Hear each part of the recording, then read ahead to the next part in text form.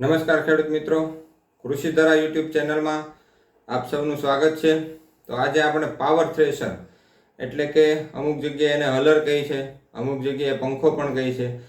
તો તે power થ્રેશરની subsidy યોજના સરકાર દ્વારા જાહેર કરવામાં આવી છે આ ખેડૂત પોર્ટલ ઉપર। એના વિશે આપણે વિગતે ચર્ચા કરીશું। તે તેની સબસિડી કેટલી મળે છે, એની અરજી ક્યાં ક્યારે કેવી રીતે કરવી, અરજી માટે કયા આધાર પુરાવો જોઈશે, ખરીદી ક્યાંથી કરવી, ખરીદી બાદ ડોક્યુમેન્ટ કોને જમા કરાવવા અને કયા ડોક્યુમેન્ટ જમા કરાવવા અને સબસિડી જમા ક્યારે થશે, એટલે અરજી કરવાથી લઈને આપણે ફાઇલ જમા કરાવવા સુધીની સંપૂર્ણ ચર્ચા આ વિડીયોમાં કરશું।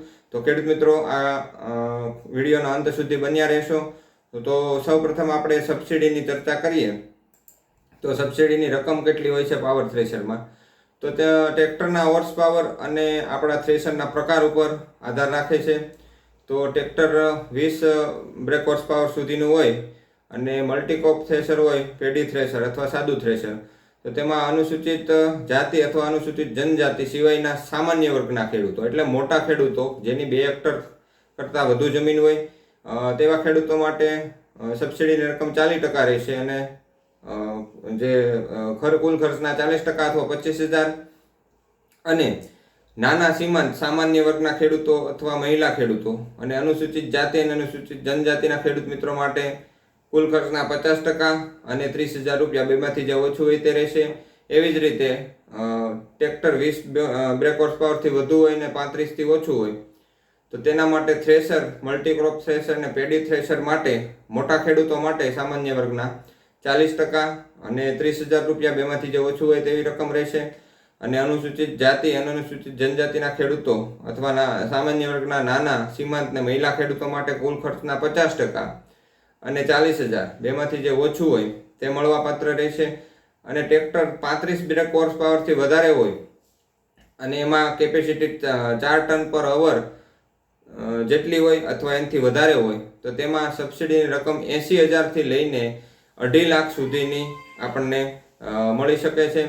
અત્યારે સ્ક્રીન આપણે આ ખુલ્લી છે તો તેમાં આપણે સ્ક્રીનશોટ તેનો પાડી લઈશું, એટલે આપણે કઈ કેટેગરીમાં આવતા હોઈએ તો આપણને કઈ રીતના સબસિડી મળે એ આપણે રેફરન્સ આપણી પાસે રહે। તો આનો સ્ક્રીન ખુલ્લી છે તેનો સ્ક્રીનશોટ પણ ખેડૂત મિત્રો લઈ લેવો।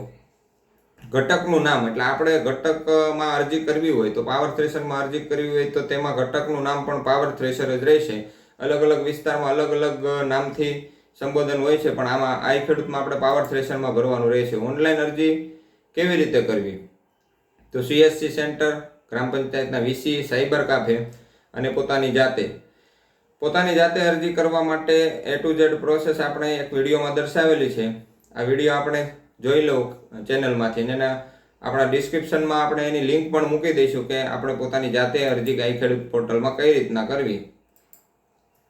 તો કઈ તારીખથી કઈ તારીખ સુધી તો 27/3, 27 માર્ચથી 26/4, 26 એપ્રિલ સુધી 1 મહિનો સુધી આના ફોર્મ ચાલુ છે અને અત્યારે જ આ ફોર્મ ભરવાના ચાલુ છે। આ વર્ષે જે ડ્રો સિસ્ટમ છે લાગુ છે ગયા વર્ષની જેમ, એટલે કે સંપૂર્ણ ડ્રો પ્રક્રિયા ઉપર આધારિત છે। 1 મહિનો ફોર્મ ભરાશે અને એનો ડ્રો થશે। ડ્રોમાં જે ખેડૂત મિત્રોના નામ આવે એને પૂર્વ મંજૂરી મળવાપાત્ર રહેશે। તો ઓનલાઈન અરજી કર્યા બાદ આપણે શું કરવું તો ઓનલાઈન અરજી કર્યા બાદ અરજીની પ્રિન્ટ છે પોતાની પાસે રાખવાની રહેશે અને જો આપણે ડ્રોમાં નામ આવે તો સાધનિક કાગળોમાં તેની પ્રિન્ટ છે આપણે ગ્રામ સેવકશ્રીને રજૂ કરવાની થાય છે। પૂર્વ મંજૂરીનો હુકમ જ્યારે મળે ત્યારબાદ થ્રેશરની ખરીદી માટે 30 દિવસની મુદત આપવામાં આવે છે કે પૂર્વ મંજૂરીની તારીખનો જે સિક્કો હોય આપણે એનાથી 30 દિવસ ગણીને આપણે સાધનિક કાગળની જે ગ્રામ સેવકશ્રીને છે તે રજૂ કરવાના રહેશે।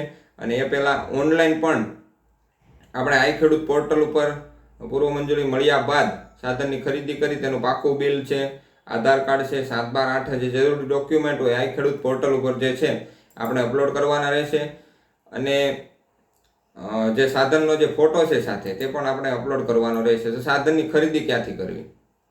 સાધનની ખરીદી સરકારશ્રી દ્વારા માન્ય જે કંપની હોય છે અને જે મોડલના માન્ય ડીલર હોય છે એની પાસે તો આપણે ખરીદી કરવાની રહેશે।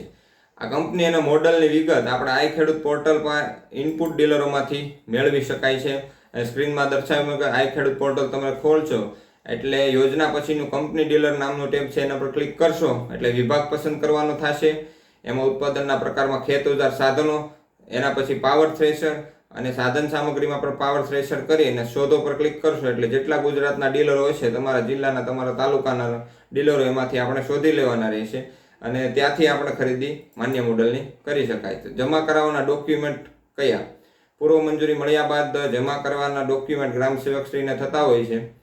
તો એમાં સાધન સહાય ફોર્મ એટલે આપણે જે ચેકલિસ્ટ આપશે PDF એની પ્રિન્ટ કરાવી લેવાની છે. ઓનલાઈન અરજી જે છે એની પ્રિન્ટ કઢી લેવાની છે. 8માં 1થી વધારે નામ હોય, સંયુક્ત ખાતેદાર હોય તો અન્ય ખાતેદારોના સંમતિ પત્રકમાં એનું નામ અને સહી કરવાની છે અને 2 સાક્ષીઓની સહી કરવાની છે. પૂર્વ મંજૂરીના હુકમમાં આપણે જે ગ્રામ સેવકશ્રી દ્વારા આપવામાં આવે છે એ આપણે સાથે લેવાનો રહેશે. ખરીદીનું અસલ પાકું બિલ, પછી આઈ ખેડૂત પોર્ટલનું ભાવપત્રક જે હોય છે અને આઈ ખેડૂત પોર્ટલ પરનું જે ડીલરનું માન્યતા પત્રક હોય છે તે આપણે રજૂ કરવાનું રહેશે. અન્ય ડોક્યુમેન્ટમાં 7/12 આધાર કાર્ડની નકલ, બેંક પાસબુકની નકલ અથવા કેન્સલ ચેક, SC ST લાભાર્થી ખેડૂત મિત્રો હોય તો તેનો દાખલો અને દિવ્યાંગ ખેડૂત હોય તો દિવ્યાંગનું પ્રમાણપત્ર લાગુ પડતું હોય તો આપણે રજૂ કરવાનું છે. અને સાધન સાથે લાભાર્થીનો ફોટો એટલે લાભાર્થી પણ દેખાય અને સાધન આખું દેખાય એ રીતે લાભાર્થીનો ફોટો અને મોડલ નંબર અને સિરિયલ નંબરનો ફોટો 6x4ની સાઇઝમાં કઢાવીને આપણે ફાઇલ જે છે તે 30 દિવસની અંદર ગ્રામ સેવકશ્રીને રજૂ કરવાની રહેશે. ફાઇલ તમે જમા કરાવી દો ત્યારે બાદ જે સેજાના અથવા તાલુકાનો ચકાસણી કેમ્પ થતો હોય તેમાં આપણે સાધન લઈ જવાનું રહેશે અને ચકાસણી કેમ્પમાં આપણું સાધન ચકાસાવી લેવાનું રહેશે. અને ત્યારબાદ થોડા સમયમાં 2 થી 3 મહિના અથવા જે થોડા ઘણા મહિના હોય ત્યારબાદ આપણા ખાતામાં જે સબસિડીની રકમ છે એ જમા થઈ જવા પામશે. અને ખેડૂત મિત્રો, આ વિડીયો તમને સારો લાગ્યો હોય તો આ વિડીયોને લાઇક કરવો, પોતાના ખેડૂત મિત્રોના ગ્રુપમાં શેર કરવો. અમારી જે ચેનલ છે કૃષિધારા એને સબસ્ક્રાઈબ કરવી અને બાજુમાં જે બેલ આઇકન છે એને પ્રેસ કરી દેવું, તેથી વખતો વખત આપણે જે માહિતી મૂકતા હોઈએ સબસિડીને લગતી અથવા ખેતીને લગતી આપણને સુધી વહેલાસર પહોંચી જાય. જય જવાન, જય કિસાન.